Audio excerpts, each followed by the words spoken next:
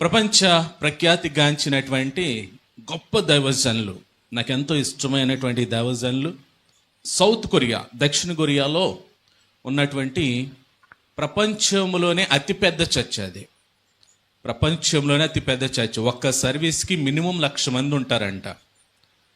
ఆ దైవజనుల పేరు పాల్ యాంగిచో. ఆయన హైదరాబాద్ వచ్చినప్పుడు ఆ మీటింగ్ నేను కూడా వెళ్ళడం జరిగింది. ప్రపంచంలోనే అత్యధికమైన ఆత్మలు కలిగినటువంటి సంఘం అది. ఒక్క సర్వీస్కి 1,00,000 మంది పైనే కూర్చుంటారంట ఆ ఆరాధనలో. నేను ఆ వీడియోలు చూస్తున్నప్పుడు నాకు ఆశ్చర్యం అనిపించేది. వాళ్ళు ఆఫరింగ్స్ ఎలా కలెక్ట్ చేస్తారంటే చిన్న సైజు ట్రాక్టర్లో ఉంటాయి. ఆ ట్రాక్టర్స్ ఒక్కో రోజుకి మధ్యలో వెళ్తుంటే అందరూ కూడా అందులో వేయడమే. అంటే అంతమంది జనాభాతో దేవుడు ఆ సంఘాన్ని ఆశీర్వదించాడు. దేవునికి స్తోత్రం. ఎందుకు చెప్తున్నానంటే ఆయన గురించి, ఆయన సేవా ప్రారంభంలో యవ్వన ప్రాయంలో ఉండగా దేవుడు పిలుపుని అందుకుని ఆయన ఏదో చిన్న ఉద్యోగం చేసుకుంటుంటే విడిచిపెట్టేసాడంట. ఆయన విడిచిపెట్టేసి ప్రభువా నేను ఎటు వెళ్ళాలి, ఏం చేయాలి అని అంటే దేవుడు అంట ఒక స్లమ్ ఏరియాకి నడిపించాడంట. ఒక స్లమ్ ఏరియా అంటే ఒక మురికి వాడకి నడిపించాడంట దేవుడు. మురికి వాడకి నడిపిస్తే ఆయనకి ఏం అర్థం కాలేదంట. ఏంటి ప్రభు అంటే అక్కడ కొంతమంది పిల్లలు, మీరు వచ్చారు కదా డంప్ యార్డ్కి వచ్చినప్పుడు పిల్లలు ఎలా ఉన్నారు, అలాగా వాళ్ళు అక్కడే బురదలోని గట్ట ఆడుతూ ఉంటే వాళ్ళందరినీ పిలిచి వాళ్ళకి ఒక చాక్లెట్ ఇచ్చి వాళ్ళకి ఒక పాట నేర్పించి ఒక వాక్యం నేర్పిస్తూ అలాగా వాళ్ళ మధ్యన సువార్త ప్రారంభించాడంట ఆయన. అలాగా ఆయన వచ్చినప్పుడల్లా పిల్లలు ఏమవుతూ ఉండేవారంటే, ఆయన వచ్చాడు కదా చాక్లెట్లు ఏమైనా తీసుకొస్తారని అంటే అందరూ గుంపు కూడిపోతూ ఉండేవారంట. 5 పిల్లలు 10 మంది అయ్యారు, 10 మంది పిల్లలు 20 మంది అయ్యారు, 20 మంది పిల్లలు 50 మంది అయ్యారు. అలా పిల్లలతో ప్రారంభమైనటువంటి ఆయన పరిచర్య అలా ఉంటూ ఉండగానంట పిల్లల ద్వారా వారి తల్లిదండ్రులు కూడా పరిచర్యలోకి రావడం ప్రారంభించారంట. అలాగే ఒక 50 మంది పెద్దలు వచ్చేసరికి ఈయనకేం చేయాలో అర్థం కాలేదు, ఎక్కడ పెట్టాలో అర్థం కాలేదు.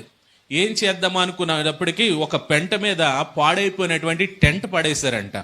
మిలిటరీ వాళ్ళు వాడతారు చూడండి టెంట్, అటువంటి టెంట్ పడేస్తే ఆ టెంట్ని తీసుకొచ్చి దాన్ని శుభ్రంగా కుట్టి దాన్ని వేసి దాని కింద ప్రారంభించాడండి ఆయన చర్చ్. అలా ప్రారంభించబడినటువంటి చర్చ్ ఈరోజు ప్రపంచంలోనే అత్యధికమైనటువంటి విశ్వాసులు కలిగిన సంఘంగా దేవుడు ఆశీర్వదించాడు. దేవునికి స్తోత్రం, హల్లెలూయా. ఆయన విశ్వాసం ఏంటో చెప్పమంటారా? దేవుడు మంచి ఉద్యోగం చేసుకుంటున్నాడు. ఆయన మంచి ఉద్యోగం చేసుకుంటున్న టైంలో దేవుడు అన్నాడంట, ఆ ఉద్యోగాన్ని విడిచిపెట్టి నా పనికి రానగానే ఆయన అన్నాడంట, ప్రభా నాకు 1 సంవత్సరం టైం అని అనలేదంట ఆయన. సరే ప్రభా నువ్వు పిలుచుకున్నావు, నువ్వు నన్ను కొనుక్కున్నావు, సరే నీ పనికి వస్తానని పనిని విడిచిపెట్టేసి ఎప్పుడైతే దేవుడు అప్పగించిన పనిలోకి వచ్చాడో, చూడండి మిమ్మల్ని తీసుకెళ్ళి ఇప్పుడు ఆ స్లమ్ ఏరియాస్లో అక్కడ ఉండండి అని అంటే ఉండగలరా మీరు? నేను ప్రేమను చూచాను.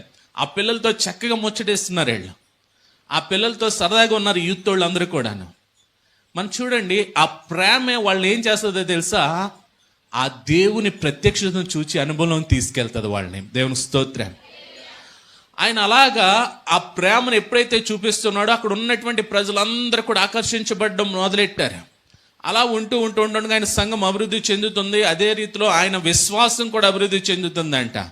ఆయన ఏదైనా ఒకటి అనుకునేవాడంట, దేవా ఇదిగో నేను ఈ పలానా ఆలోచన కలిగి ఉన్నాను అని అప్పగించి ప్రార్థన చేసిన తర్వాత దాన్ని బట్టి సాక్ష్యం చెప్తూ ఉండేవాడంట. ఆయన నేను దేవుడికి ప్రార్థన చేశాను, దేవుడు నాకు పలానా టైంకి నాకు అది ఇవ్వబోతున్నాడు అని చెప్పేవాడంట. దేవునికి స్తోత్రం.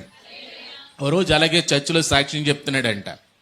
ఏమని సాక్ష్యం చెప్తున్నాడంటే, నేను ఇక్కడెక్కడ పరిచయం చేస్తున్నాను కానీ దేవుడు నాకు అనేక ప్రాంతాలకు వెళ్ళమంటున్నాడు, అనేక చుట్టుపక్కల ప్రాంతాలకు కూడా దేవుని ప్రేమను పంచమంటున్నాడు. కాబట్టి నేను సైకిల్ కోసం ప్రార్థన చేశాను, దేవుడు నాకు మంచి సైకిల్ని ఇచ్చాడు, అందుని బట్టి దేవునికి కృతజ్ఞతాస్తుతులు చెల్లిస్తున్నానని ఆయన సాక్ష్యం చెప్పాడంట చర్చిలో సాక్ష్యం చెప్పేసరికి అక్కడ ఉన్నటువంటి యవనస్తులు అందరూ అనుకున్నారంటే పాస్టర్ గారు సైకిల్ కొనుక్కున్నారు. అప్పట్లో సైకిల్ అంటే గొప్పే కదండి, కట్నాల కింద సైకిల్ ఎట్టేవారు. అప్పుడు పాస్టర్ గారు సైకిల్ కొనుక్కున్నాను కానీ యవనస్తులు అందరూ అంటే రే సైకిల్ కొనుక్కున్నారు కాబట్టి మనం చర్చ్ అయిపోయిందా తెల్ల సైకిల్ మనం ట్రైల్ వేద్దాం అనుకున్నారంట.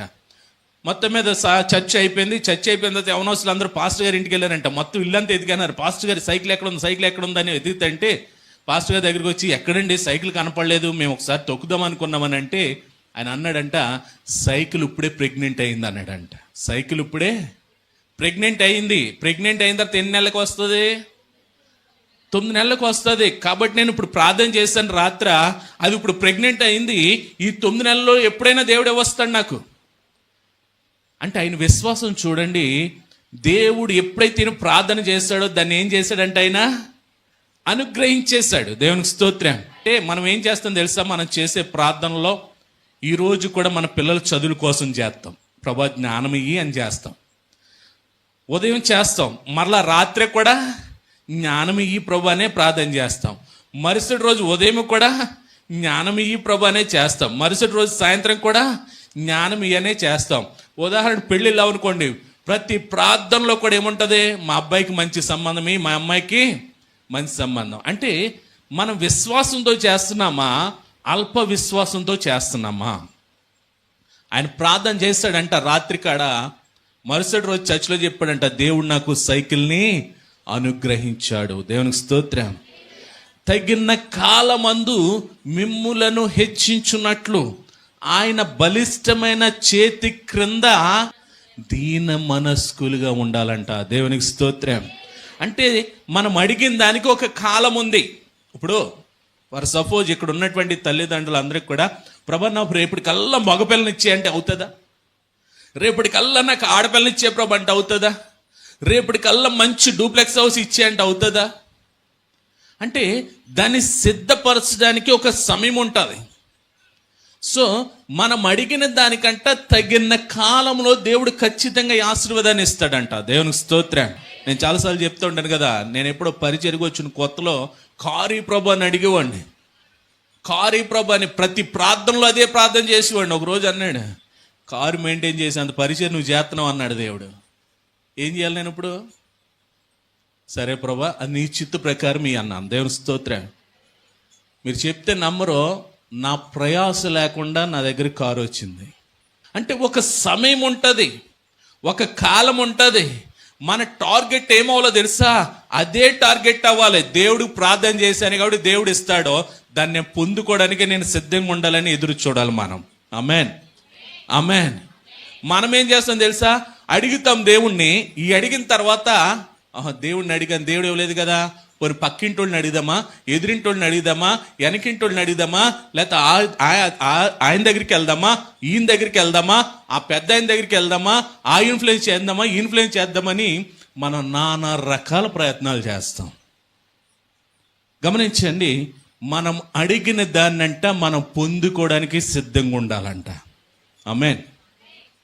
అడిగిన దాన్ని ఖచ్చితంగా దేవుడు వింటాడు. మాటలు త్రోసివేసే దేవుడు కాదు ఆయన. ఎందుకో తెలుసా? ఆయన ఎవరో తెలుసా? మన పరమ తండ్రి ఆయన. మనం ఏమి అడుగుతామని ఆయన అంట ఆలకిస్తూ ఉంటాడంట. దేవునికి స్తోత్రం.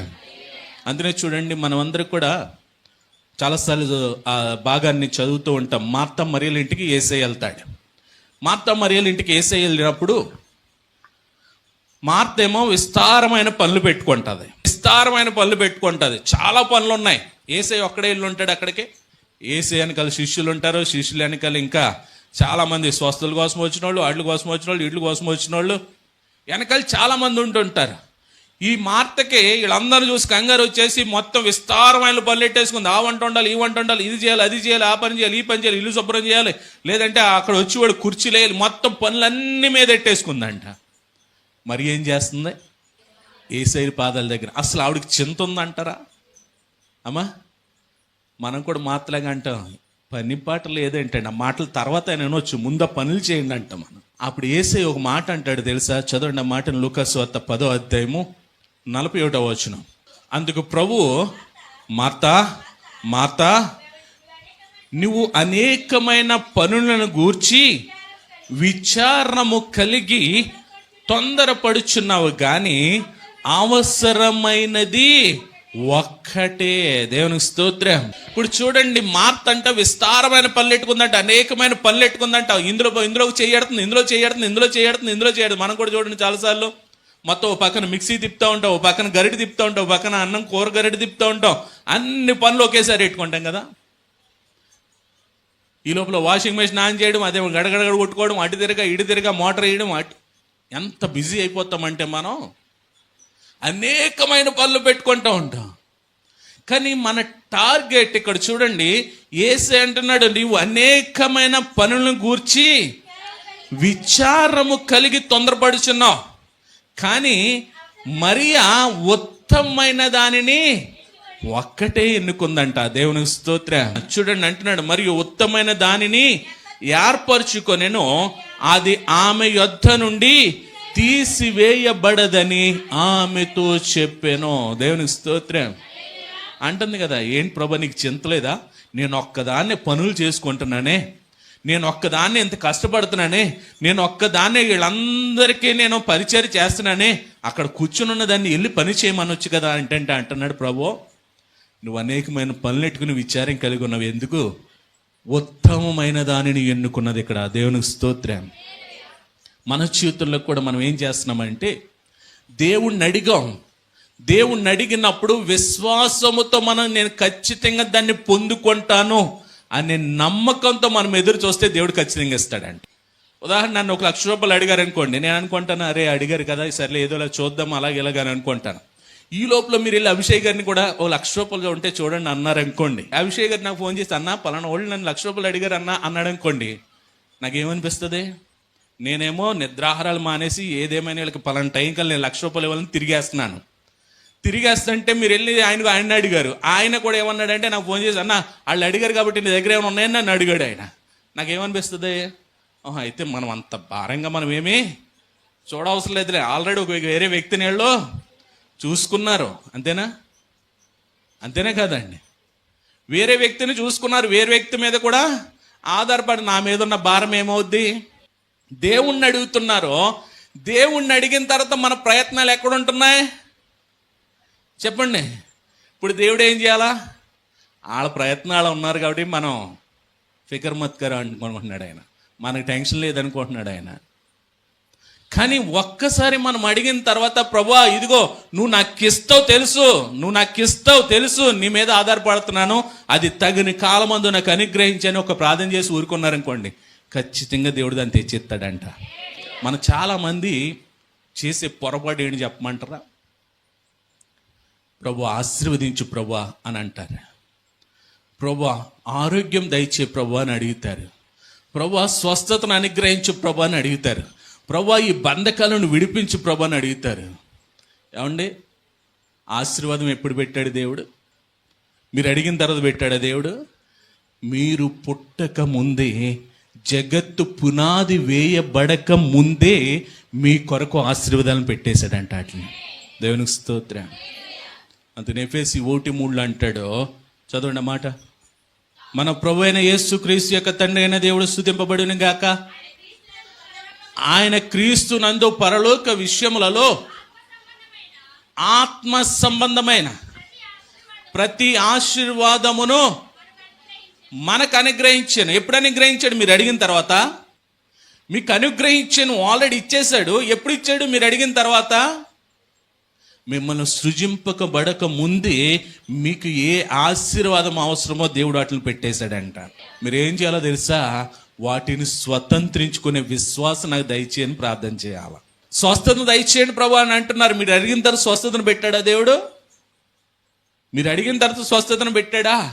యెషయా 53:5 మన అతిక్రమ క్రియలను బట్టి అతడు గాయపరచబడేను, మన దోషములను బట్టి నలుగొట్టబడేను, మన సమానార్థమైన శిక్ష అతని మీద పడేను, అతడు పొందిన దెబ్బల చేత. ఎవరికే అంటే మీరు అడిగిన తర్వాత అప్పుడు ఆయన దెబ్బలు పొందుకుని అప్పుడు మీకు స్వస్థత ఎత్తున్నాడా? ఆయన సిలువ మ్రాను మీద అన్నిటిని కూడా మనకు అప్పగించేశాడంటండి. మీరు అడిగితే స్వస్థత కాదు, ఆల్రెడీ స్వస్థత ఇచ్చాడు. అందుకనే రాత్రికాలంలో మీరు అన్నారు కదా, నీ విశ్వాసమే నిన్ను. ఎందుకన్నాడు ఆ మాట? చేసి యేసు నామములో స్వస్థత కలుగునుగా కానీ ప్రార్థన చేశాడు. ఆయన స్వస్థత ఎప్పుడో పెట్టేశాడో, నీ విశ్వాసం ఉంటే నువ్వు దాన్ని పొందుకుంటావు. ఆశీర్వాదం ఎప్పుడో పెట్టేశాడు, నువ్వు విశ్వాసం ఆయన మీద పరిపూర్ణంగా ఉంటే, పరిపూర్ణంగా అల్ప కాదు, పరిపూర్ణమైన విశ్వాసం ఉంటే ఖచ్చితంగా నువ్వు ఆశీర్వాదాన్ని పొందుకుంటావు. దేవునికి స్తోత్రం. ఇప్పుడు అడిగితే పెట్టేవాడు కాదు దేవుడు. మీరు అడగక ముందే మీ అక్కర్లను ఎరిగి వాటిని సిద్ధపరిచిన దేవుడు ఆయన. అయితే మన జీవితం ఎలాగుంటుందంటే, దేవుడు మన ప్రతి అవసరతను తీరుస్తాడంట. ఫిలిప్పీ 4:19 చదవ అవసరం లేదు. క్రీస్తు యేసు మహిమేశ్వరం చెప్పిన మీ ప్రతి అవసరత తీర్చబడుతుందంట. కానీ దాన్ని తీర్చినటువంటి దేవునికి మనము కృతజ్ఞత పూర్వకంగా జీవించట్లేదంట. మనం దాన్ని అనుగ్రహించినటువంటి దేవుని ఎడల నమ్మకంగా జీవించట్లేదంట. మనం ఇదేమనుకుంటున్నామంటే, ఇది నా కష్టాన్ని బట్టి నేను సంపాదించుకున్నాను, ఇది నా శ్రమను బట్టి నేను పొందుకున్నాను. ఏమంటే ఎన్ని ఆస్తుపాసులు సంపాదించి పెట్టానండి వీడికి. మీరు సంపాదించారా, దేవుడు ఆశీర్వదించాడా? ఒక ఆయన అలాగేనంట, ఎక్కడ దుబాయ్ దేశంలో ఆయనతో కలిపి పనిచేసి కూడా అంట ఒక ఆయన. ఇంచుమించు ఈయన 10-15 సంవత్సరాలు చేసిన తర్వాత 25 లక్షలు ఎంతో చక్కగా వడ్డీలు తిప్పుతున్నాడంటే. ఈయన తిప్పుతూ ఉండగా అప్పుడు పనిచేసినటువంటి మంచి బెస్ట్ ఫ్రెండ్ వీళ్ళిద్దరూ ఒకే రూమ్లో ఉండేవారంట దుబాయ్ దేశంలో. నాకు అత్యవసరంగా ఇల్లు కట్టుకుంటున్నాను, డబ్బులు కావాలంటే అవన్నీ పోగేసి ఆయనకి ఇచ్చాడంట. ఇచ్చిన తర్వాత రోజు నుంచే ఆయన ఫోన్ పనిచేయట్లేదంట, ఆయన అడ్రస్ లేడంట, ఆయన ఎక్కడున్నాడు కూడా లేదంట. ఇప్పుడు చెప్పండి, ఎవరి కష్టం అది, ఎవరి శ్రమ అది? దేవుడు నీకు ఇచ్చినటువంటి దానినని నువ్వు ఎప్పుడైతే గుర్తిస్తావో, అది ఆరోగ్యమైన, ఆశీర్వాదమైన, సమృద్ధి అయినా, పాడి పంటలైనా, దేవుడు అనుగ్రహించే శక్తి అయినా, బలమైనా, ఇది దేవుని కృప వలననే నాకు కలిగినదని ఎప్పుడైతే మనం భావించి బ్రతుకుతామో, దేవుడంట అంతకంతకు కూడా వృద్ధి చేస్తూ ఉంటాడంట. దేవుని స్తోత్రం.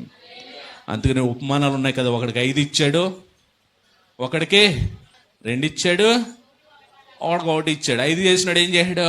ఇది దేవుడు నాకు ఇచ్చాడు కాబట్టి దీన్ని ఏం చేయాలి, నేను కృతజ్ఞతాపూర్వకంగా దీన్ని వాడాలనుకున్నాడు. 1 ఇచ్చినాడు ఏం చేశాడు? వచ్చిన పేక మీద కత్తెడతాడు, ఎందుకు లేని భూమిలో పెట్టాడు.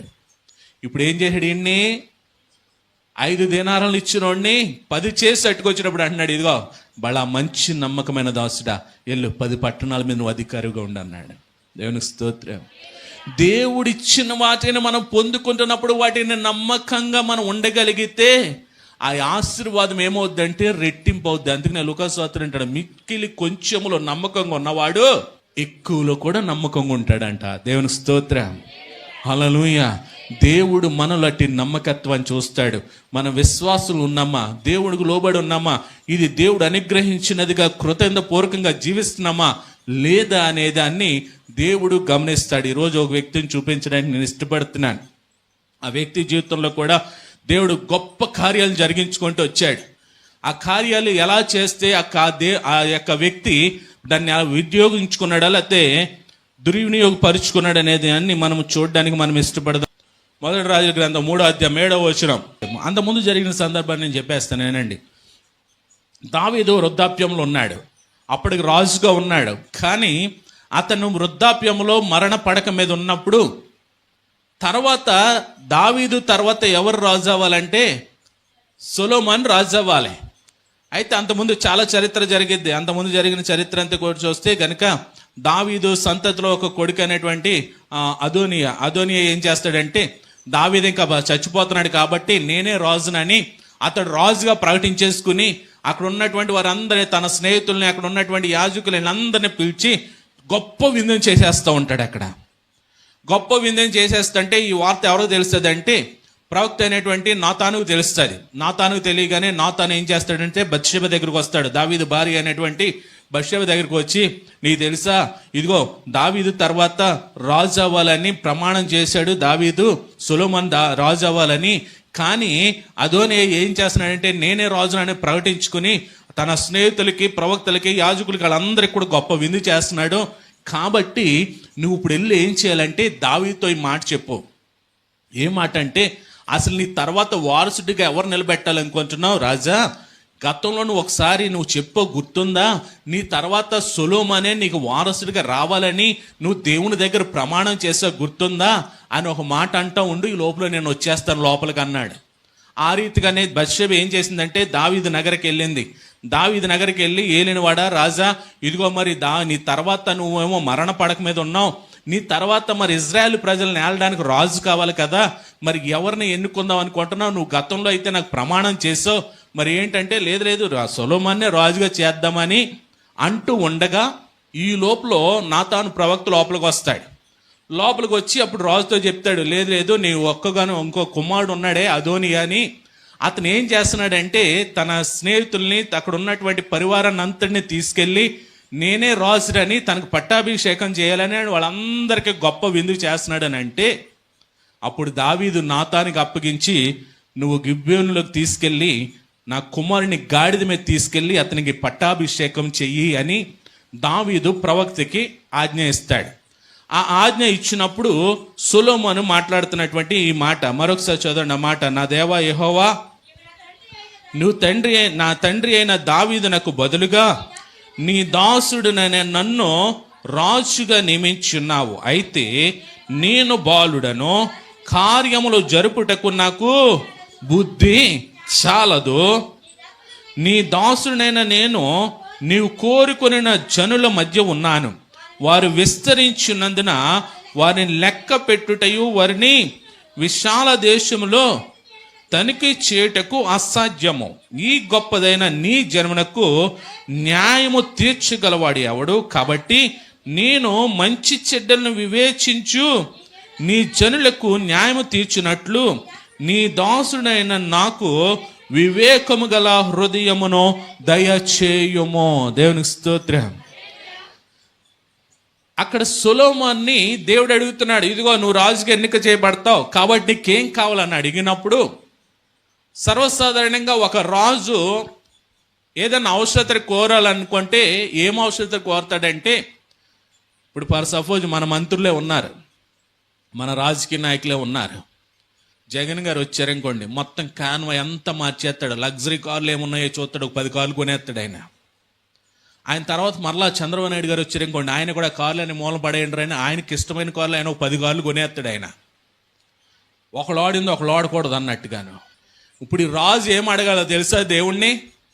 ఇదిగో ప్రభా, నా ప్రజలను నీ ప్రజలు నేను పాలించాలంటే గనుక, నా ప్రజలకి సమృద్ధిగా నేను పాలించాలంటే గనుక కొన్ని కోట్లు నా ముందుండాలని అడగాల. లేదా నాకు మంచి బంగారు రథం కావాలని అడగాల. లేదా నాకు గొప్ప ఐశ్వర్యం కావాలని అడగాలి, గొప్ప సంపద కావాలని అడగాలి. లేదంటే ఇంకా నా శత్రువులు ఎవరు కూడా నా మీద దాడి చేయకుండా శత్రువులందరినీ కూడా నాశనం చేసే అని అడగాలి. కానీ సొలొమోను ఏం అడుగుతున్నాడో తెలుసా? రాజా, నీ ప్రజలు నేను పరిపాలించాలంటే కనుక నాకున్న జ్ఞానమో సరిపోదు. ఎందుకంటే నేను అవివేకిని, నా బుర్ర చిన్నదే. కానీ నీ ప్రజలను పాలించాలంటే గనుక నాకు వివేకం గల హృదయాన్ని నాకు దయచేయి అని అడుగుతున్నాడు. దేవుని స్తోత్రం. అంటే దేవుని దగ్గర హెచ్చించుకున్నాడా, దేవుని దగ్గర తగ్గించుకున్నాడా? సొలొమోను చాలా తెలివిగా, చాలా జ్ఞానయుక్తంగా దేవుడి దగ్గర అడుగుతున్నాడు. ఎందుకో తెలుసా? జ్ఞానమును అనుగ్రహించువాడు ఆయనే. పిల్లలు, యూత్ వారు, మనమేదో అక్కడికే వెళ్ళి జాబ్ చేసేద్దాం, ఎక్కడికి వెళ్ళి జాబ్ చేసేద్దాం, అక్కడ పాస్పోర్ట్ ఆడదాం, ఇక్కడ పాస్పోర్ట్ ఆడదాం, అక్కడ పరిగెడదాం, ఎక్కడ పరిగెడదాం అనుకుంటున్నారేమో. దేవుని జ్ఞానం మీద మనం ఆధారపడితే దేవుడు మన జీవితంలో అద్భుతమైన స్థాయిలో మనం నిలబెడతాడు. మన జ్ఞానం మీద ఆధారపడకూడదు. సొలొమోనుకి జ్ఞానం లేదండి, సొలొమోనుకి సామర్థ్యం లేదా? రాజు కుమారుడు, దావీదు రాజు కుమారుడే. దావీదు రాజుగా పాలించినప్పుడు దావీదు ఏ విధంగా పాలించాడో జ్ఞానం ఉండే ఉంటుందిగా. కానీ ఏం అడుగుతున్నాడు తెలుసా? నేను బాలుడను, వయసులో కాదో, నాకు ఈ ప్రజలను పాలించడానికి నాకు అంతటి సామర్థ్యం లేదు, నువ్వేమో నన్ను నిలబెట్టుకుంటున్నావు, కాబట్టి ప్రజల్ని ఎలా మంచి పరిపాలన చేయాలో నాకు అట్టి వివేకం గల హృదయాన్ని దయచేయని అంటున్నాడు. దేవుని స్తోత్రం. మనము వివేచించాలా. దేవుని దగ్గర అడుగుతున్నాం, దేవుని దగ్గర ప్రార్థన చేస్తున్నాం. ప్రార్థన చేస్తున్నప్పుడు దేవుడు 3 సమాధానాలు ఇస్తాడంట. ఎప్పుడైనాను 1 ఎస్ అంటాడంట, 2 నో అంటాడంట, 3 వెయిట్ అంటాడంట. దేవుని స్తోత్రం. మనం అడిగిన ప్రార్థన అవసరత ఎస్ నేను చేస్తాను అంటాడంట. లేదు, అది మన జీవితంలో అది దేవుని చిత్తం కాదనుకోండి. ఇప్పుడు నేను ఉన్నానండి, నేను సీఎం అవ్వాలంటే అవుతానా? నాకు వద్దు కూడా, అంతకన్నా ఘనమైనది ఇది. దేవుని స్తోత్రం. బిల్లీ గ్రాహం గారిని అలాగే అన్నారంట. ప్రపంచ ప్రఖ్యాతిగాంచినటువంటి సువార్థికుడు బిల్లీ గ్రాహం గారిని అమెరికాలో ఉన్న స్టేట్స్ అన్ని కలిపి ఆయన అమెరికా ప్రెసిడెంట్ చేద్దాం అనుకుని ఆయన పిలిచారంట వైట్ హౌస్కి. అందరూ కలిపి ఒక ప్రపోజల్ పెట్టారంటే, ఇదిగో మేమందరూ కలిపి మిమ్మల్ని అమెరికా ప్రెసిడెంట్ని చేద్దాం అనుకుంటున్నాము అని అన్నప్పుడు ఆయన అన్నాడంట, నా స్థాయి నేను ఎందుకు దిగజార్చుకోవాలన్నాడంట. హల్లెలూయా. ఏ స్థాయి? ఆయన ఎవరు? దేవుని ప్రతినిధి. దేవుని ప్రతినిధి ఒక దేశానికి ప్రతినిధిగా రావడం తగ్గించుకోవడమే కాదా? సో అటువంటి పదవులు మనకొద్దు, అంతకన్నా ఉత్తమమైన పనిలో ఉన్నాం. చూడండి, ఇక్కడ సొలొమోను రాజ్యభారం యొక్క అనుభవం కలిగిన వాడే.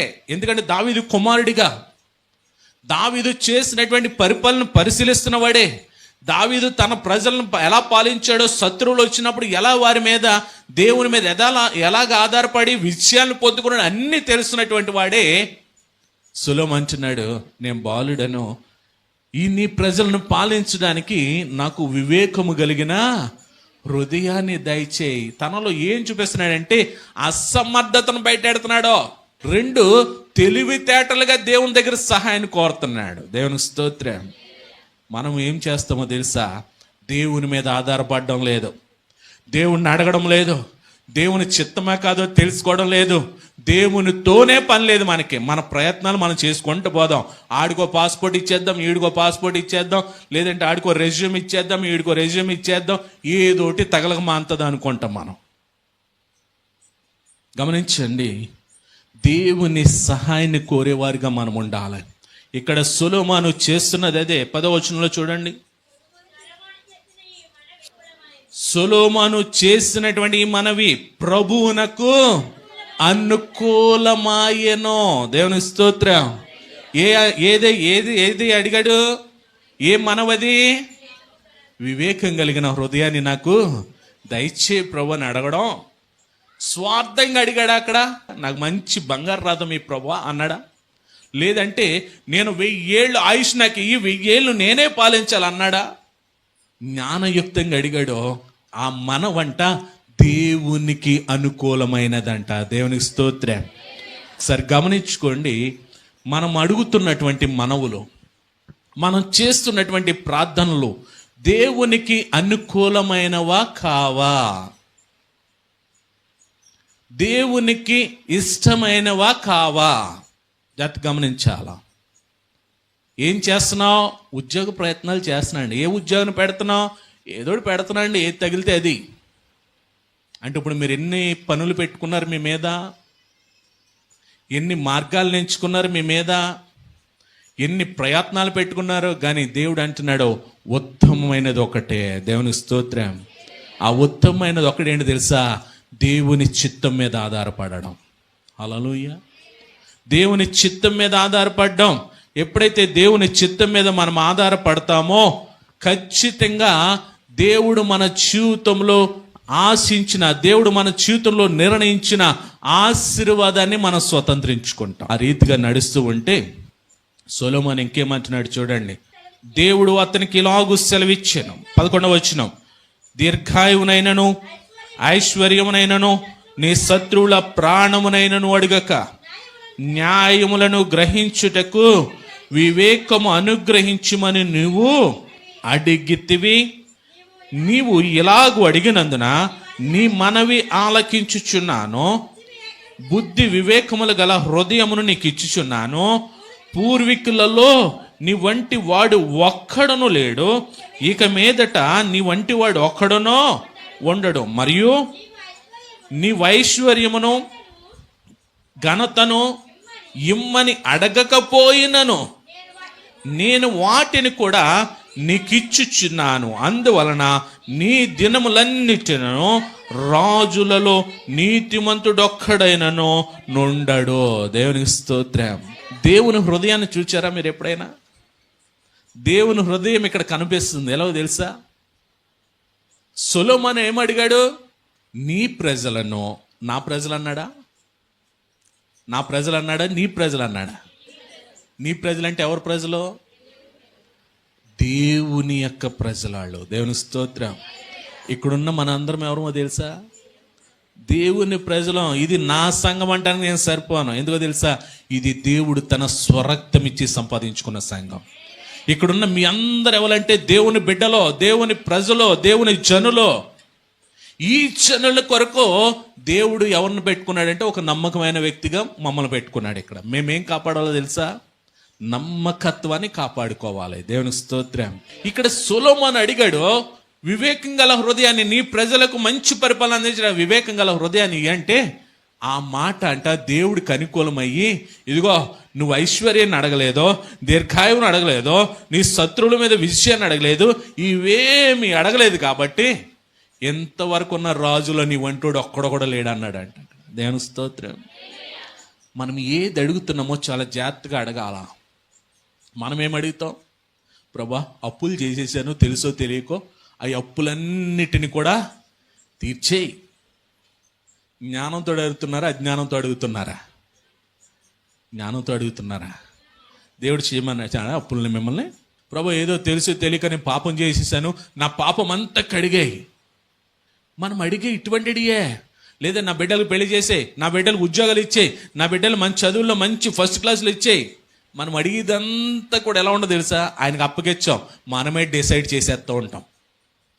మనం నిర్ణయాన్ని దేవుడి మీద రుద్దేస్తూ ఉంటాం. దేవుడు అంటాడు, ఎవరు పెచ్చోళ్ళారా, నేను అంతకన్నా గొప్పగా ఇవ్వాలనుకుంటున్నాను నీకు అంటాడు దేవుడు. ప్రభా, ఒక సెంటు భూమిలో లేదా 2 సెంట్ల భూమిలో 2 గదులతోటి ఒక ఇల్లు కట్టుకోవాలి ప్రభా. దేవుడు అంటున్నాడు, నీకు ఈ ఊరు ఇచ్చేద్దాం అనుకుంటున్నాను అంటున్నాడు. అంటే లంకలు కూడా మొత్తం తీసేసుకో. దేవుడు ఆలోచన వేరేగా ఉంటుంది. ఎందుకో తెలుసా? ఆయన ఆలోచనలు మనకన్నా తక్కువగా ఉండవు. ఆయన ఆలోచనలు ఎలా ఉంటాయంటే మనకన్నా ఉన్నతమైనవిగా ఉంటాయి. ఒక్కసారి ఆలోచించుకోండి. మీరు ఉదయం లేచి రాత్రి పడుకున్నప్పుడు పోనీ రేపు పొద్దున్న ఏం చేద్దామని ఎన్ని ఆలోచనలు పెట్టుకున్నారో బుర్రలో. ఈరోజు చర్చికి వెళ్ళాలి, చర్చ్ అయిపోగానే అక్కడికి వెళ్దామా, ఇక్కడికి వెళ్దామా, అటు వెళ్దామా, ఇటు వెళ్దామా, ఆ పని చేద్దామా, ఈ పని చేద్దామా. మొత్తం పేపర్ ఎత్తే పేపర్ కూడా సరిపోదు మన ఆలోచనలకి. కానీ ఉత్తమమైన దాన్ని మనం ఎన్నుకోవాలంట. దేవునికి స్తోత్రం. ఇక్కడ సొలొమోను ఉత్తమమైన దాన్ని ఎన్నుకున్నాడు. అది దేవునికి అనుకూలమైనది. దేవుడు సర్టిఫై చేస్తున్నాడు, ఇదిగో ఇంతవరకు ఉన్నటువంటి రాజులు ఎవడ కూడా నీళ్ళుగా లేడు కాబట్టి నువ్వు అడగలేదు కాబట్టి నీకేమిస్తున్నానో తెలుసా? నీవు ఐశ్వర్యమును ఘనతను ఇమ్మని అడగకపోయినాను, నేను వాటిని కూడా నీకు ఇచ్చుచూ ఉన్నాను. దేవునికి స్తోత్రం. ప్రార్థన చేయండి పాస్టర్ గారు. ఏం చేయాలా? నేను బయట దేశం వెళ్ళాలా, వెళ్ళి ఏం చేయాలా? మంచి కంపెనీలో రావాలి. మరి ఏం చేయాలా?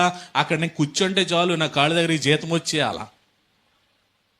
ఏంటి మూలం? ఏంటి ఎంతకే జీతం? మూలం ఏంటి? డబ్బు. ఏం చేయాలా? డబ్బుల్ని ఇంటికి పంపించేయాలి. వీళ్ళు ఏం చేయాలా? ఏం చేయాలి? మన పేరు మీద ఒక పొలమో, మన పేరు మీద ఒక ఇల్లు, మన పేరు మీద లేదంటే మనం వచ్చే వరకు వాటిని 10 రూపాయలు వడ్డీకో. మూలం ఏంటి? డబ్బు. ఇక్కడ సొలొమోను డబ్బు అడిగాడా? అది దేవునికి ఇష్టమైందంట. అది తను అడిగింది దేవునికి ఇష్టమైనదంట. దేవునికంట అబ్బా మంచిది, చాలా తెలివిగా అడిగావు అనుకున్నా అంట. ఇదిగో నువ్వు ఐశ్వర్యం అడగలేదు కదా, నువ్వు గంతను అడగలేదు కదా, వాటిని అడగనందుకు కానీ నేను వాటిని నీకు ఇస్తున్నాను. ఎలాగిస్తున్నాడు తెలుసా? తర్వాత మాటను చదవండి. నీ దినములన్నిటిను రాజులలో నీ వంటి వాడు ఒక్కడైనను ఉండడో. నీకులాగా ఐశ్వర్యం కలిగినటువంటి వాడు కానీ, నీకులాగా గంత కలిగినటువంటి వాడు కానీ ఇక ఎన్నడూ ఉండడో. దేవుని స్తోత్రం. దావీదుని దేవుడు ఆశీర్వదించిన విధానంలో, ప్రభా నాకు డబ్బు ఈ ప్రభా, నా రాజ్యానికి నేను మొత్తం అంతరికి ఎంత కావాలి, ఆయన ఎక్కడ దేవుడి దగ్గర రిజర్వ్ బ్యాంకులో పెట్టలేదో. మనం ఏం చేస్తున్నామంటే ఏది ఉత్తమమైనదో అది దాన్ని అడగడం మానేస్తున్నాం మనం. దేవుడు దేన్ని అసహించుకుంటాడో? డబ్బును అసహించుకుంటాడు దేవుడు. అందుకని అంటాడు కదా, అవి కొట్లలో కూర్చుకోవద్దు, వాటికి ఏం పడుతుందంట? చిమ్మెట పడుతుందంట. అది మనం ఏం చేస్తున్నాం? దానికోసమే బ్రతుకుతున్నాం మనం. దానికోసం అయితే మనం ఈ లోకానికి రావసరం లేదు. దేవుడు మనల్ని ఆ డబ్బు కోసమే నువ్వు కష్టపడి నువ్వు శ్రమ నోడ్చి డబ్బు సంపాదించుకుని నీకు నువ్వు బతుకంటే కనుక దేవుడు మన నీ లోకానికి పంపించడు. దేవుడు మన నీ లోకానికి పంపించాడంటే మన ద్వారా ఆయన మహిమపరచబడాలని. అది మర్చిపోతాం. దేవుని సాక్షిగా మనం నిలబడాలని మనల్ని ఇక్కడ పంపిస్తే అది మర్చిపోతాం. ఇక్కడ ఉన్న తల్లిదండ్రులు ఉన్నాం కదా, మన బిడ్డలు పుట్టినప్పుడు ఒక ఆలోచన, ఈయనేమైనా డాక్టర్ని చదివించేయాల, ఈయనేమైనా గొప్ప ఉద్యోగం సంపాదించేయాల, అలాగ ఆలోచన కలిగి ఉంటాం. కానీ ఏదేమైనా చిన్నతనం నుండే దేవుని మహిమ కొరకు బిడ్డను పెంచాలని ఎప్పుడైనా ఆలోచించారా? పోనీ వాళ్ళ చిన్నతనం నుండి సండే స్కూల్కి వెళ్తారు, చిన్నతనం నుండి సండే స్కూల్ వరకు చాలా కేర్ తీసుకుంటున్నారు ఇక్కడ తల్లిదండ్రులు. సండే స్కూల్ వరకు కూడా ఖచ్చితంగా సండే స్కూల్ పంపిస్తున్నారు. ఆ సండే స్కూల్ నుంచి ఇక్కడనే కాదండి, నేను చాలా మొత్తం ఆంధ్ర తెలంగాణ సండే స్కూల్స్ చాలా పరిచయం చేశాను నేను. సండే స్కూల్ వరకు కూడా చాలా మంచి స్టూడెంట్స్ వాళ్ళు యూత్లోకి వెళ్ళిన తర్వాత భయంకరంగా తయారైపోతున్నారు. సండే స్కూల్లో చిన్నతనంలోనే దేవుని మాటలు వింటున్నారో, చక్కగా పాటలు పాడుతున్నారు, చక్కగా దేవుడు ఇచ్చిన తలాంతులు వాడబడుతున్నారు. వాళ్ళు ఎప్పుడైతే యూత్లోకి వెళ్తున్నారో చర్చి గుమ్మలు కూడా ఎక్కలేదు, వాళ్ళు అలా రోడ్ల మీద తిరుగుతున్నారు.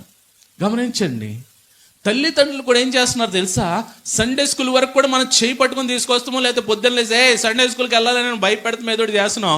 ఆడు యూత్లోకి అది నా మాట ఏంటాడు ఏంటండి అని మనమే ముందు ఫిక్స్ అయిపోతున్నాం. మీరు ఎప్పుడైతే చిన్నతనం నుండి వాడికి ఆత్మీయ స్థితిలో అభివృద్ధి చెందులాగిన వాడికి ఏదో ఒక దేవుడిచ్చిన తలాంతు కోసం తను ప్రోత్సహిస్తే, చదువుకి ప్రోత్సహించినట్లుగా ఆత్మీయతలో కూడా తనను ప్రోత్సహిస్తే మార్గం తప్పిపోడంట. మనం ఏం చేస్తాం తెలుసా? బైబిల్ చదవడం నేర్పించాం, ప్రార్థన చేయడం నేర్పించాం, మనం చేస్తే కదా. అందుకనే చూడండి, సండే స్కూల్ వరకు కూడా గుడ్ బాయ్స్ గుడ్ గర్ల్స్ యూత్లోకి రాగానే ఏమైపోతున్నారు తెలుసా? తల్లిదండ్రుల మీద తిరగబడే తత్వం వచ్చేస్తుంది. ఏది మంచిదో తెలుసుకోలేని పరిస్థితి, ఏది ఉత్తమమైనదో ఎరగలేని పరిస్థితి. ఎందుకంటే దేవునితో కనెక్షన్ లేదు కాబట్టి. కానీ ఇక్కడ సొలొమోను తెలివి గలవాడిగా దేవుణ్ణి అడుగుతున్నాడు, నీ ప్రజలకు మంచి పరిపాలన అందించాలంటే నాకు వివేకం గల హృదయాన్ని అన్నప్పుడు, అది దేవునికి అనుకూలమైనదిగా ఉన్నప్పుడు దేవుడు ఏమంటున్నాడు తెలుసా? నువ్వు ఐశ్వర్యం, నువ్వు ఘనతను అడగలేదు కాబట్టి నేను వాటిని కూడా ఇస్తున్నాను. ఇదిగో నీ లోకంలో ఉన్నటువంటి రాజులందరిలో కూడా నిన్ను ఘనుడిగా నేను నిలబెట్టబోతున్నాను. దేవునికి స్తోత్రం. అంత మంచి ఆరంభంలో ఉన్నాడు సొలొమోను. ఆఖరికి సౌలు కుమార్తెను చేసుకుంటాడు. వివాహం చేసుకున్న తర్వాత దావీదు ఏ ఆలోచన అయితే కలిగి ఉన్నాడో ఆ ఆలోచనని ఇతడు కట్టడానికి ప్రయత్నిస్తాడు. ఏంటంటే దేవుని మందిరాన్ని కట్టడానికి ప్రయత్నం చేస్తాడు. దేవుడు కూడా తనకు అనుకూలతనిచ్చాడు, సరే కట్టు అని. ఇంచుమించు 7 సంవత్సరాలు ఎక్కడి నుంచో కర్రను రప్పించాడు, ఎక్కడెక్కడి నుంచో రాళ్ళను రప్పించాడు, బంగారం రప్పించాడు, వెండిని రప్పించాడు. 7 సంవత్సరాల పాటు ఆ యొక్క దేవుడు నివసించడానికి నివాస యోగ్యమైనటువంటి మందిరాన్ని కట్టేశాడు అక్కడ. దేవునికి స్తోత్రం. ఎన్ని సంవత్సరాలు కట్టాడు? 7 సంవత్సరాలు కట్టాడు. అతను ఉండడానికి ఒక నగరం కూడా కట్టుకున్నాడు. ఆ నగరం ఎన్ని సంవత్సరాలు కట్టాడంటే 13 సంవత్సరాలు కట్టాడు. ఈ కట్టే పనే తన జీవితంలో 20 సంవత్సరాలు పట్టిందంట, మందిరమును తన నగరను కట్టుకోవడానికి. దేవునికి స్తోత్రం. నేను పైన చెప్పుకెళ్ళిపోతున్నాను. 1 రాజుల గ్రంథం 1వ అధ్యాయం నుండి 11వ అధ్యాయం వరకు కూడా సొలొమోను చరిత్ర ఉంటుంది. అదంతా కూడా చదవండి. నేను ఏదైతే ప్రాముఖ్యమైనవో అవే చెప్పుకుంటూ వెళ్తున్నాను. దేవుని స్తోత్రం. మొత్తం మీద దేవుడు ఎన్నుకున్నాడు. దేవుడు ఎన్నుకున్న తర్వాత తన ప్రజల ఎదుట రాజుగా ఉన్నాడు. రాజుగా ఉన్న తర్వాత అతడు ఆ దేవుని మందిరాన్ని కట్టడానికి ఇష్టపడ్డాడు. దేవుని మందిరాన్ని కట్టడానికి ఇష్టపడిన తర్వాత ఆ మందిరం కట్టేశాడు. 7 సంవత్సరాలు కట్టేశాడు. రాజనగర్ 13 సంవత్సరాలు కట్టేశాడు. కట్టేసిన తర్వాత 8వ అధ్యాయం 22 నుంచి 53వ అధ్యాయం వరకు కూడా సొలొమోను చేస్తున్నటువంటి ప్రార్థన. అది సొలొమోను ఆ మందిర ప్రతిష్ఠ కొరకు చేస్తున్నటువంటి ప్రార్థన. ఇదంతా బాగానే ఉందండి.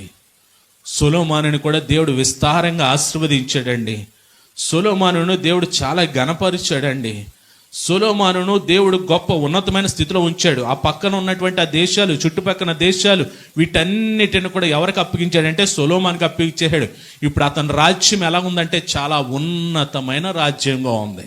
దేవునికి స్తోత్రం. ఉన్నతమైన రాజ్యంగా ఉంది. అటువంటి స్థితిలో దేవునికి అనుదినము కూడా బలులు అర్పిస్తూ ఉన్నాడు. దేవునికి అనుదినము కూడా ప్రార్థిస్తున్నాడు. దేవునికి మహిమకరంగా పాలిస్తూ ఉన్న సమయంలో ఊహించినటువంటి మార్పులు సొలొమోను జీవితంలో ప్రారంభించబడ్డాయి. ఏంటి అని అంటే, దేవుడు అతనికి ఒక ఆజ్ఞను ఇస్తున్నాడు. 1 రాజుల గ్రంథం 2వ అధ్యాయము 1వ వచనం. అప్పటికి ఇతను రాజు కాకముందే ఇతను జ్ఞాపకం చేస్తున్నాడు దావీదు ధర్మశాస్త్ర గ్రంథపు ఆజ్ఞని. ఏమంటున్నాడు చూడండి, నేను చదువుతున్నాను జాగ్రత్తగా. సో దావీదు ఇంకా మరణ పడక మీద ఉన్నాడు, అందరూ చనిపోయినట్టుగా నేను చనిపోవాలనుకుంటున్నాడు. కాబట్టి నీ దేవుడే నా అప్పగించిన దానిని, 3వ వచనం, ఏం చేయాలంట? కాపాడి. మొట్టమొదటిగా చేయాల్సిన పని ఏంటంటే కాపాడుకోవాలంట. దేవుడు మనకు జీవితాన్ని ఇచ్చాడు. ఈ జీవితాన్ని దేవుని మహిమ కొరకు కాపాడుకుంటున్నామా, లేకపోతే మన శరీరాశులు లోకాశులు నెరవేర్చుకోవడానికి మనం తిరుగుతున్నామా? దావీదు హెచ్చరిస్తున్నాడు సొలొమోన్ని.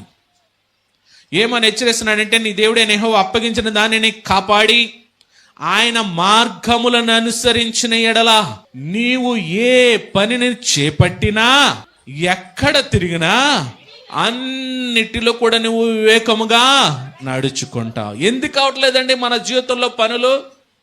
ఎందుకు అవట్లేదండి మన జీవితంలో కార్యాలు? ఎందుకు అవట్లేదండి మన ప్రయత్నాలు? ఎంత వెచ్చేస్తున్నాము, ఎంత ఖర్చు పెడుతున్నాం, ఎంత ప్రార్థన చేస్తున్నాం, ఎంత దిగులు చెందుతున్నాం, ఎంత ప్రయాసపడినా ఎందుకు జరగటలేదండి అని అంటే, మన జీవితంలో దేవుడు అప్పగించినటువంటి విలువైనటువంటి జీవితాన్ని కాపాడుకోలేక లోకాన్ని అనుసరిస్తూ లోకాశల వైపు పరిగెడుతూ లోకం వైపే మనము ఎదురు చూస్తూ దేవుని మీద నమ్మకము లేకుండా ఉండడాన్ని బట్టి, 2, ఆయన అప్పగించినటువంటి ఈ న్యాయ విధులను, ఈ వాక్యమును అనుసరించి నడకపోవడాన్ని బట్టి మనం ఎక్కడికి వెళ్ళినా మనకు అన్ని ఫెయిల్యూర్స్ వస్తున్నాయి. తమ్ముళ్ళు, మన జీవితంలో మనం ప్రయత్నించింది ఎందుకు రావట్లేదంటే, మనం వెళ్తే మనల్ని ఎవడు ఆకర్షించలేడు. మనం దేవుణ్ణి పెట్టుకుని వెళ్తే మన దేవుడు అనేక మందిని ఆకర్షించగలడు. ఆమేన్, ఆమేన్. నేను పరిచర్యకు వచ్చిన కొత్తలో ఒక దైవజనుడు నాకు చెప్పిన మాట, ఎక్కడ కూడా నువ్వు ఫోకస్ అవ్వకో, నువ్వు సెలబ్రిటీ అవ్వాలనుకోకు, నీ ముందు ఒక సెలబ్రిటీని పెట్టుకో, ఆ సెలబ్రిటీని బట్టి అనేక మందికి ఆయన నేను పరిచయం చేస్తాడు అన్నాడు. దేవునికి స్తోత్రం. ఈరోజు ఆంధ్ర, తెలంగాణ మారు మూలలు కూడా నేను తిరిగాను ఈ పరిచర్యలో. ఎక్కడో ఒక పల్లెటూరుని ఎక్కడెక్కడికో దేవుడు తిప్పుతున్నాడంటే నా ముందున్నది ఎవరో తెలుసా? సెలబ్రిటీ అయినా. దేవుని స్తోత్రం. ఈ లోక సెలబ్రిటీలని పట్టించుకోను, నా సెలబ్రిటీ నన్ను సృజించుతాడు. దేవునికి స్తోత్రం. ఆయన అదే అన్నాడు, నీ ముందు ఆయన పెట్టుకో, ఆయన అనేక మందిని ఆకర్షింపజేసి నిన్ను నడిపిస్తాడు అన్నాడు. ఆయన ఇక్కడ సొలొమోనుకి ఇక్కడ దావీదు హెచ్చరిక చేస్తూ అంటున్నాడు, ఎక్కడ తిరిగినాను అన్నిట్లు కూడా నడుచుకుంది. మోషే ధర్మశాస్త్రంలో వ్రాయబడి ఉన్న దేవుని కట్టడలను, ఆయన నిర్మించిన ధర్మం అంతటిని, ఆయన న్యాయవిధులను శాస్త్రములను గైకొనము. అప్పుడు నీ పిల్లలు ఎక్కడి నుంచి ఎక్కడికి వచ్చాడు? ఇప్పుడు సొలొమోనుకి చెప్పాడు, ధర్మశాస్త్ర ప్రకారం నడుచుకొని చెప్పాడు. అక్కడి నుంచి ఇప్పుడు ఎవరికి మీదకి వస్తుందంట ప్రభావం? ఒకసారి మనం పరిశీలించుకుందామా? మన పిల్లలు ఆ ప్రవర్తనలో లేరంటే మనలో కూడా లోపం ఉందేమో. చదవండి అక్కడ, అప్పుడు నీ పిల్లలు తమ ప్రవర్తన విషయములో జాగ్రత్తగా నుండి నా ఎదుట తన పూర్ణ హృదయముతోనూ పూర్ణ మనసుతోనూ సత్యమును అనుసరించి నడుచుకొని ఎడలా ఇజ్రాయేలుల రాజ్య సింహాసనం మీద ఆసీనుడగు ఒకడు నీకు ఉండక మానడని యెహోవా నన్ను గురించి. అంటే దావీదు భక్తి జీవితాన్ని బట్టి, దావీదు విశ్వాస జీవితాన్ని బట్టి, దావీదు యొక్క దేవునితో ఉన్న సహవాసాన్ని బట్టి ఇజ్రాయేల్ ప్రజలకి నిత్యమైనటువంటి రాజుగా ఉండేవాడు నీ కుటుంబంలోంచి వస్తాడని చెప్తున్నాడు. అంటే తండ్రి చేసినటువంటి భక్తి కానీ, తండ్రి చేసినటువంటి సహవాసం కానీ ఎవరికి ఇచ్చింది ఆశీర్వాదం? తన కుమారుడైన సొలొమోనుకి ఇచ్చింది అక్కడ. దేవుని స్తోత్రం. మనం ప్రార్థన చేసేస్తున్నాం అనుకుంటున్నారేమో తల్లిదండ్రులు, మన ఈ భక్తి చాలా ఎక్కువ అనుకుంటున్నారేమో, ఈ సహవాసం చాలా ఎక్కువ అనుకుంటున్నారేమో. నేను అడుగుతూ ఉంటాను ఒక్కోసారి, ఎంతమంది రోజు ప్రార్థన చేసుకొచ్చారంటే సగం మంది చెయ్యెత్తేస్తారు. నిజంగా దేవుడు చూస్తాడు. ఆ ప్రార్థన కూడా మనం ఎలా చేసాం? పిల్లోడు ఏం ఆడుతున్నాడా, లేదంటే ఇంట్లో ఏం వంట వండుతున్నారా, వాసన జొత్తో చేసే ప్రార్థన కాదో. ప్రార్థన చేస్తున్నప్పుడు మనం యథార్థంగా చేయాలి. దేవుని స్తోత్రం. అలా హెచ్చరిక చేస్తే తర్వాత చూడండి 3వ అధ్యాయం 14వ వచనంలో, నీ తండ్రి అయిన దావీదు నా మార్గంలో నడిచి నా కట్టడలను నియమించిన ధర్మం అంతటిని గైకొన్నట్లు నీవు నడిచి వాటిని గైకొనేలా నీవు దీర్ఘాయుష్మంతునిగా చేసేదనని. ఇది దేవుడు సొలొమోనుకి చేస్తున్నటువంటి ప్రమాణం. నీ తండ్రిలో నువ్వు భక్తి కలిగి ఉంటే కనుక నేను నిన్ను దీర్ఘాయుష్మంతునిగా చేసేదను అని అంటున్నాడు. అలాగ అన్న తర్వాత సొలొమోను ఎలాగ ఆశీర్వదించబడ్డాడంటే 10వ అధ్యాయం 10:26. సొలొమోను యొక్క ఆస్తి చాలా ఉంది, కానీ ఆస్తి అంతే కొంత చూపిస్తున్నాను నేను. సొలొమోను రథములను రౌతులను సమకూర్చాను. అతడు 1400 అంటే 1400 రథములను 12,000 రౌతులు గలవాడై ఉండెను. వీటికి అతడు రథములకై ఏర్పరచబడిన పురములలో యెరూషలేమునందు రాజునద్ద ఉంచ నిర్ణయించిన. 26వ వచనం, సొలొమోను రథములను 40,000 గుర్రపు సాలలను రౌతులను 12,000 గుర్రములను ఉండెను. దేవునికి స్తోత్రం. ఇవన్నీ ఒక ఎత్తు అయితే, దేవుడు చక్కగా రాజుగా ఎన్నిక చేసుకున్నాడు. ఆ చుట్టూ ఉన్న దేశాలన్నిటిని కూడా సొలొమోను సొంతం చేశాడు. సొలొమోనుకి జ్ఞానం ఇచ్చాడు, సొలొమోనుకి ఐశ్వర్యం ఇచ్చాడు. సొలొమోను జ్ఞానాన్ని పరిశీలించడానికి అనేక మంది వచ్చారు. వాళ్ళందరికీ వివేకంతో సమాధానం చెప్పాడు. సొలొమోను గొప్ప కీర్తిని దేవుడు అనుగ్రహించాడంట, గొప్ప ఖ్యాతిని అనుగ్రహించాడంట, గొప్ప జ్ఞానవంతుడిగా నిలబెట్టబడ్డాడంట, ఆ రీతిగానే ఆశీర్వదించబడ్డాడంట. కానీ అతని జీవితంలో జరిగినటువంటి వైఫల్యం ఏంటంటే, రండి వైఫల్యంలోకి వెళ్దాం. 1 రాజుల గ్రంథం 11వ అధ్యాయము 1 నుంచి, మోయాబీలు, ఎదోమీయులు, అమోనీయులు, సీదోనీయులు, హిత్తీయులు అను జనులు మీ హృదయములను తమ దేవతల తట్టు తిప్పుదురు గనుక వారితో సహవాసం చేయకూడదని, వారిని మీతో సహవాసం చేయనీయకూడదని యెహోవా ఇశ్రాయేలులకు సెలవిచ్చున్నాడు. అయితే రాజు అయిన సొలొమోను ఫరో కుమార్తెను గాక ఆ జనులలో ఇంకా అనేక మంది పరస్త్రీలను మోహించి కామాతురత గలవాడే వారిని ఉంచుకొనుచు వచ్చాను. అతనికి 700 మంది రాజకుమార్తెలైన భార్యలను 300 మంది ఉపపత్నులను కలిగి ఉండిరి. అతని భార్యలు అతని హృదయమును త్రిప్పివేసిరి. సొలొమోను వృద్ధుడైనప్పుడు అతని భార్యలు అతని హృదయమును ఇతర దేవతల తట్టు త్రిప్పగా, అతని తండ్రి అయిన దావీదు హృదయము వలె అతని హృదయము దేవుడైన యెహోవా ఎడల యథార్థము కాకపోయాను. సొలొమోను అష్టారోతు అను సీదోనీల దేవతను, మిల్కోము అను అమోనీల హేయమైన దేవతను అనుసరించి నడిచాను. ఈ ప్రకారము సొలొమోను యెహోవా దృష్టికి చెడు నడత నడిచి తన తండ్రి అయిన దావీదు అనుసరించినట్లు యథార్థ హృదయముతో యెహోవాను అనుసరింపలేదు. సొలొమోను కెమోషును మోయాబీల హేయమైన దేవతకును, మెలకును అమోనీల హేయమైన దేవతకును యెరూషలేము ఎదురునున్న కొండ మీద బలిపీఠములను కట్టించాను. తమ దేవతలకు ధూపం వేయించు బలునర్పించుచుండిన పరాస్త్రీలైన తన భార్యల నిమిత్తము అతడు ఇలాగూ చేసెను. ఇశ్రాయేలు దేవుడైన యెహోవా అతనికి 2 మార్లు ప్రత్యక్షమై నువ్వు ఇతర దేవతలను వెంబడింపవలదని అతనికి ఆజ్ఞాపించినను సొలొమోను హృదయము ఆయన యొద్ద నుండి తొలగిపోయాను.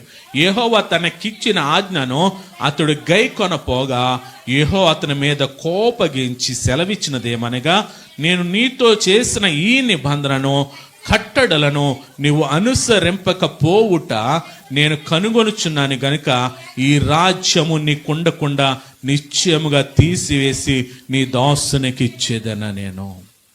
అర్థమైందండి సొలొమోను జీవితం ఎలా ప్రారంభమైంది? సొలొమోను జీవితం చాలా ఘనంగా ప్రారంభమైంది. సొలొమోను జీవితం బైబిల్ అంతటిలో జ్ఞానవంతుడు ఎవరనంటే సొలొమోను అని చెప్తాం.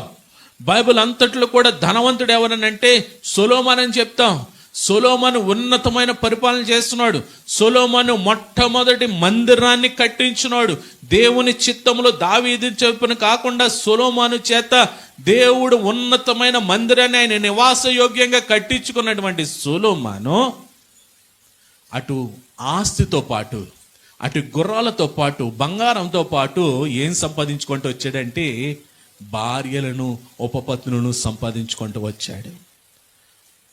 వాళ్ళందరూ ఎవరంటే అందులో 700 మంది రాజకుమార్తెలే కాకుండా ఇంకా మిగిలిన వారు ఉపపత్నులు. అంటే వీళ్ళందరూ ఎవరంటే అన్య దేవతలను ఆరాధించేవారు. ఎప్పుడైతే దేవుని మాట విని దేవునికి లోబడ్డం మానేసి వీళ్ళు చేసుకుంటున్నప్పుడు వారి యొక్క భార్యల యొక్క ఆచారాల వైపు తిరిగిపోయి అంట వాటికి కూడా బలిపీఠాలు కట్టి అక్కడ బలులు అర్పించడం ప్రారంభించాడంట. అంతటి జ్ఞానవంతుడు, అంత ఉన్నతమైన ఎన్నికలు ఉన్నవాడు లోకం వైపు చూచాడు, లోకాశల వైపు చూచాడు, లోక మార్గాల గుండా నడిచాడు. తన జీవితంలో దేవుడు తన శాశ్వత కాలానికి రాజుగా ఉండాల్సినటువంటి సొలొమోను దేవుని కోపానికి గురయ్యి ఆ రాజ్య పదవి నుండి వైదొలగబడ్డాడు. గమనించండి, దేవుడు మనల్ని కూడా చాలా ఉన్నతమైన వారికి ఎన్నుకున్నాడు. ధర్మశాస్త్రంలో కూడా ఉంటుంది. ధర్మశాస్త్రం తెలిసినటువంటి సొలొమోను పడిపడి చూడండి, ద్వితీయోపదేశకాండం 17వ అధ్యాయం, ద్వితీయోపదేశకాండం 17వ అధ్యాయం 14వ వచనం నుండి. ధర్మశాస్త్రాన్ని అనుసరించాల్సినటువంటి రాజు అయినటువంటి సొలొమోను, ధర్మశాస్త్రాన్ని వినాల్సినటువంటి ప్రవక్తల మాట వినాల్సినటువంటి రాజు అయినటువంటి సొలొమోను దేవునికే దూరం అయిపోయాడంట. చూడండి 14వ వచనం నుండి, నీ దేవుడైన యెహోవా నీకు ఇచ్చుచున్న దేశమున నీవు ప్రవేశింపి దాన్ని స్వాధీనపరుచుకొని అందులో నివసించి నా చుట్టూనున్న సమస్త జనముల వలె నా మీద రాజును నియమించుది అనుకొని నీ ఎడల నీ దేవుడైన యెహోవా ఏర్పరచుకొనిన వారిని అవశ్యముగా నీ మీదుగా రాజుగా నియమించుకొనవలెను. నీ సహోదరులోనే ఒక నీ మీద రాజుగా నియమించుకొనవలెను. నీ సహోదరుడు కానీ అన్యుని నీ మీద నియమించుకొనకూడదు.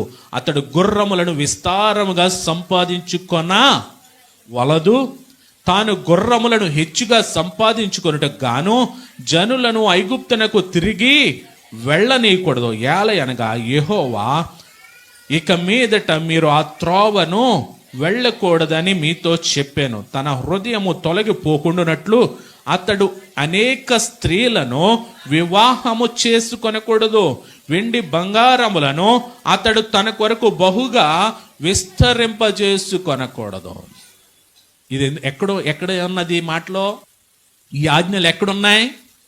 ధర్మశాస్త్ర గ్రంథంలో ద్వితీయోపదేశ కాండంలో ఒక రాజుగా ఉండాల్సినోడు ఏం చేయాలంటే మరలా ఐగుప్తు దేశానికి వెళ్ళకూడదంట సంపాదించుకోవడానికి. అమ్మ, ఒక రాజుగా ఉన్నటువంటి వాడు, ఒక రాజుగా ఎన్నిక చేయబడినటువంటి వారు కానీ, తన ప్రజలు కానీ, ఇజ్రాయెల్ ప్రజలు కానీ, దేవుడు ప్రేమించిన ప్రజలు కానీ మరలా ఐగుప్తు దేశానికి తిరిగి వెళ్ళకూడదు. ఎందుకు వెళ్ళకూడదు అంటే అక్కడ సంపాదించుకోవడానికి వెళ్ళకూడదు. అక్కడ ఏది కూడా అది నిషిద్ధమైనదిగా ఎంచి దేవుడిచ్చి ఆశీర్వాదాల కోసం చూడాల.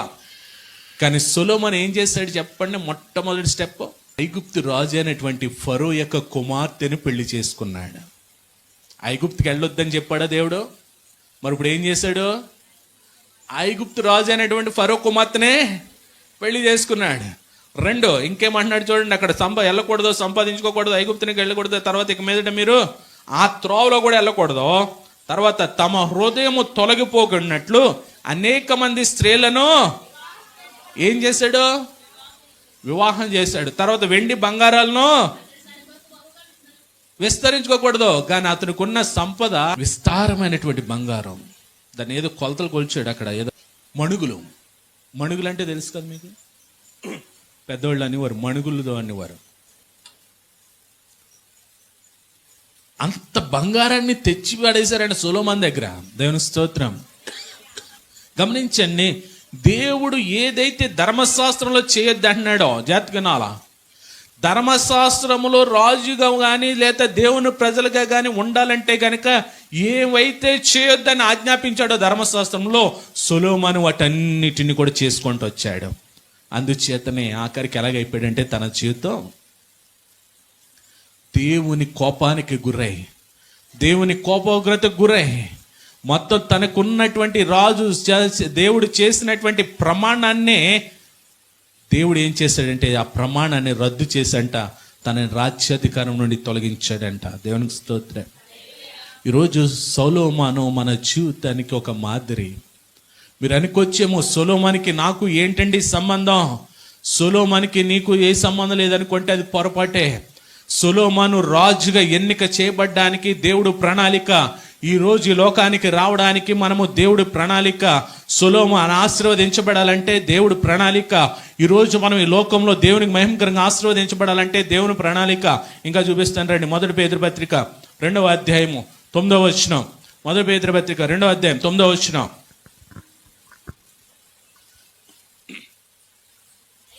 అయితే మీరు చీకటి నుండి ఆశ్చర్యమైన తన వెలుగులోనికి మిమ్మల్ని పిలిచిన వాని గుణాతిశయములను ప్రచురము చేయు నిమిత్తము ఏర్పరచబడిన వంశమును, రాజులైన యాజక సమూహమును, పరిశుద్ధ జనమును, దేవుని సొత్తైన ప్రజలనై ఉన్నారు.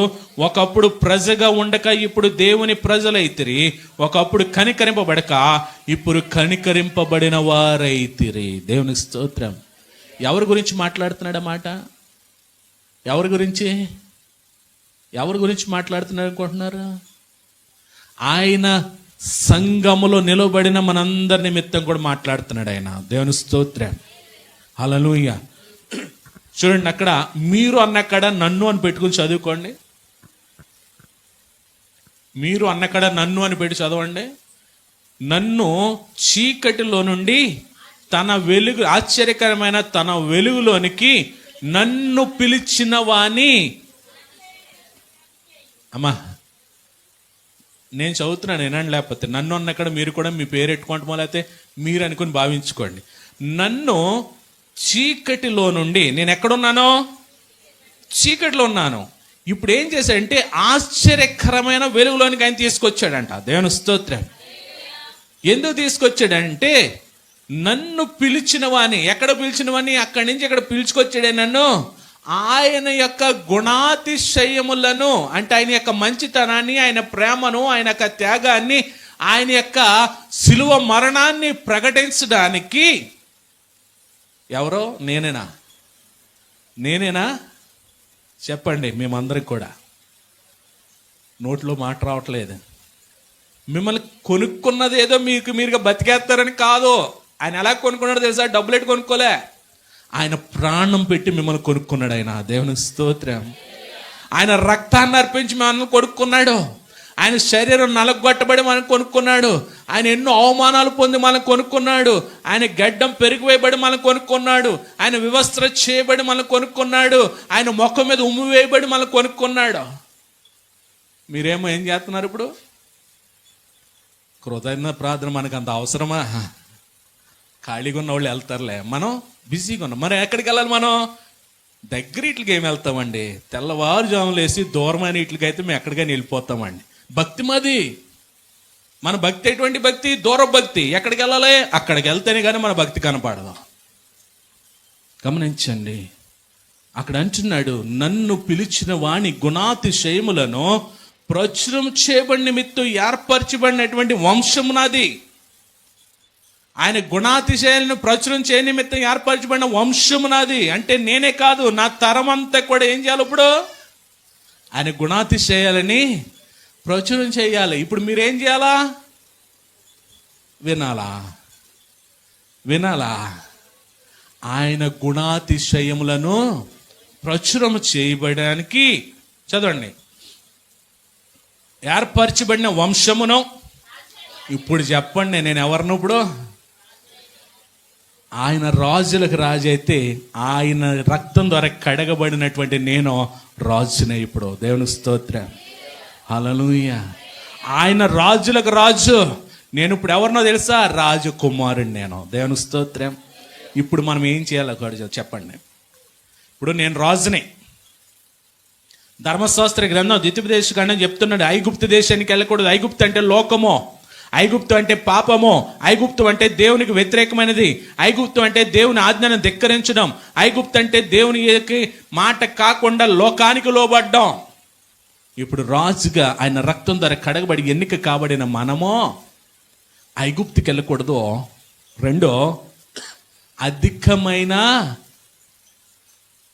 ఏం కలిగి ఉండకూడదు? వెండి బంగారాలను కలిగి ఉండకూడదు. మూడు, దేవుడు మనకు అనుగ్రహించిన భార్యను తప్ప చెప్పరే, దేవుడు మనకు అనుగ్రహించిన వాటిని కాక మిగిలిన వాటి మీద మనము ఆశపడకూడదు. దేవుని స్తోత్రం. అందుకని అంటున్నాడు, రాజులైన యాజక సమూహమును పరిశుద్ధమైన జనమును దేవుని సొత్తైన. ఇప్పుడు మనము మన తల్లిదండ్రుల సొత్తు కాదు, మనందరం ఎవరమంటే ఆయన సొత్తు అంట మనం. దేవుని స్తోత్రం. మన మీద అధికారం ఎవరికొని తెలుసా? ఆయనకే ఉంది. హల్లెలూయా. దేనిని బట్టో తెలుసా? ఆయన రక్తము చేత కడగబడ్డాన్ని బట్టి, ఆయన శరీరమును బట్టి, ఆయన ప్రాణమును బట్టి, ఆయన పొందినటువంటి శిలువ మరణమును బట్టి మనందరము కూడా ఇప్పుడు ఎవరమంటే దేవుని సొత్తైన ప్రజలము. హల్లెలూయా. ఇప్పుడు చెప్పండి, సొలొమోనుకి మనకి పోలికుందా లేదా? ఉందా లేదా? ఘనంగా ప్రారంభించాడు. దేవుని దగ్గర మంచి సర్టిఫికేట్ పొందుకున్నాడు. అతను అడిగినటువంటి అవసరత అనుకూలమైనదిగా భావించింది. అడగకుండానే ఐశ్వర్యాన్ని ఇచ్చాడు, అడగకుండానే ఘనతనిచ్చాడు, అనకుండానే కీర్తనిచ్చాడు. అన్ని ఇచ్చిన తర్వాత ఎప్పుడైతే ఈ సంపదను వృద్ధి చెందించుకుంటున్నాడో దేవునితో కనెక్షన్ తగ్గిపోయింది, దేవునితో కమ్యూనికేషన్ తగ్గిపోయింది, దేవుని సహవాసం కోల్పోతున్నాడు. ఎవరి మీదకి వెళ్తుంది? అన్య దేవుళ్ళ మీదకి, అన్య దేవతల మీదకి ఎప్పుడైతే వెళ్తుందో, భార్యలు చేసుకుంటున్న వాళ్ళు ఒక్కో దేవతని భార్య ఆ కింద ఉంటుంది. తర్వాత చదివితే మీరు ఎక్కడెక్కడ ఏం గుళ్ళు కట్టాడో ఇవన్నీ ఉంటాయి. చాలా ఘోరంగా ఉంటుంది సొలొమోను ముగింపు. ఈరోజు మిమ్మల్ని అందరినీ కోరుకొంచున్నాను నేను.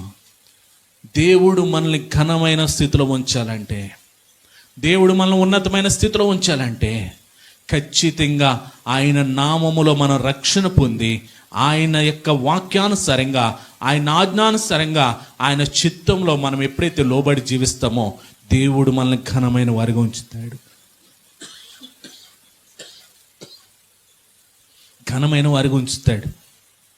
కాబట్టి ఈరోజు సొలొమోను బట్టి విన్నటువంటి మనము, సొలొమోను జీవితాన్ని చూచినటువంటి మనము, ఈరోజు నీ ఆరంభం ఘనంగా ఉండొచ్చు, నీ ముగింపు ఎలాగుంటుంది, మీ జీవితం ఎలాగుంటుంది?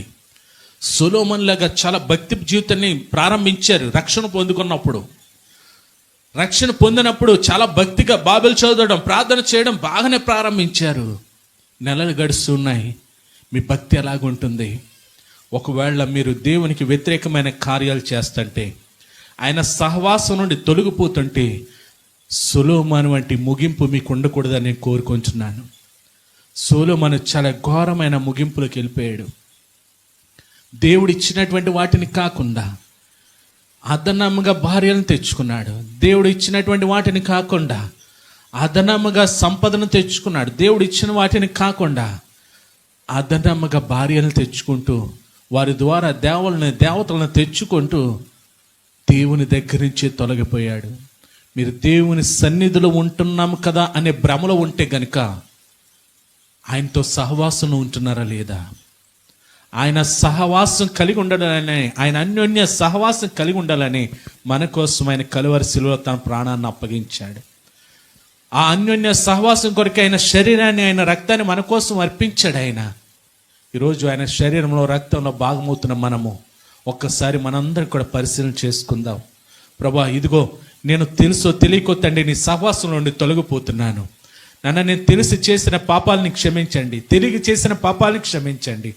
బాబా, నేను తెలిసి చేసిన అతిక్రమాలను క్షమించండి, తెలియ చేసిన అతిక్రమాలను క్షమించండి అని ఆయన శరీరము, రక్తంతో పాటు ప్రభు దగ్గర పాప ఒప్పుదల చేద్దాం. మరలా తిరిగి ప్రభుత్వ అభినందనలో కొనసాగుదాం. అట్టి కృప పరిశుద్ధాత్మ దేవుడు మనందరికీ దయచేయునుగాక. ప్రార్థన చేద్దాం. ప్రేమ కలిగిన మా తండ్రి, కృప కలిగిన దేవ, ఇంతవరకు నీ సన్నిధిలో ప్రభా సొలొమోను జీవితం గురించి మేము వింటూ వచ్చాం. పరిశుద్ధాత్ముడా మాతో మాట్లాడుతూ వచ్చా. సొలొమోను జీవితం ఎంతో ఘనమైనదిగా ప్రభా, సొలొమోను 3000 సామెతలు రాశాడని అంటున్నా. గొప్ప సామెతలవి.